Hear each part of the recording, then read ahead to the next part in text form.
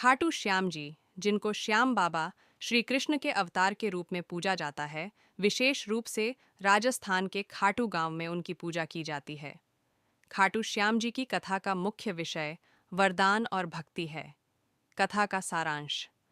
बहुत समय पहले की बात है, जब श्री कृष्ण ने द्वारका में अपने जीवन के कई अद्भुत कार्य किए थे। उनके भक्तों में से एक महान राजा वरुण का पुत्र बर्बरीक था। बर्बरीक एक वीर और साहसी योद्धा था, लेकिन उसकी विशेषता थी कि उसके पास 3 तीर थे, जिनसे वह किसी भी युद्ध को पल भर में समाप्त कर सकता था। बर्बरीक ने श्री कृष्ण से मिलने का संकल्प किया और उनसे पूछा, हे कृष्ण, मैं आपके प्रति भक्ति कैसे कर सकता हूँ?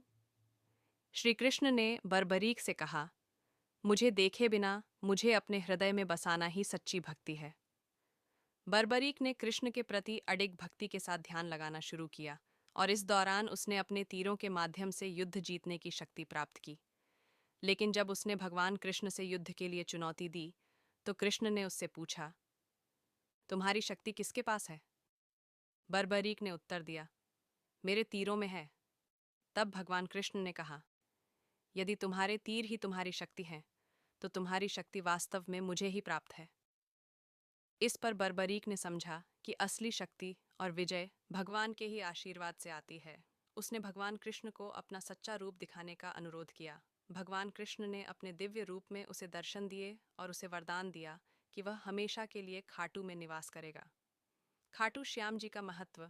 खाटू श्याम जी का मंदिर राजस्थान के सिविल लाइंस खाटू गांव में स्थित है। यहाँ पर भक्त पूरे देश से आकर पूजा करते हैं। यह माना जाता है कि जो भी भक्त सच्चे मन से यहाँ आकर प्रार्थना करता है, उसकी सभी मनोकामनाएं पूरी होती हैं। खाटू श्याम जी की पूजा में विशेष रूप से श्याम बाबा के दर्शन और खाटू श्याम का भव्य आशीर्वाद की प्राप्ति पर जोर दिया जाता है। अगर आप चाहें तो मैं आपको इस कथा के और भी विस्तार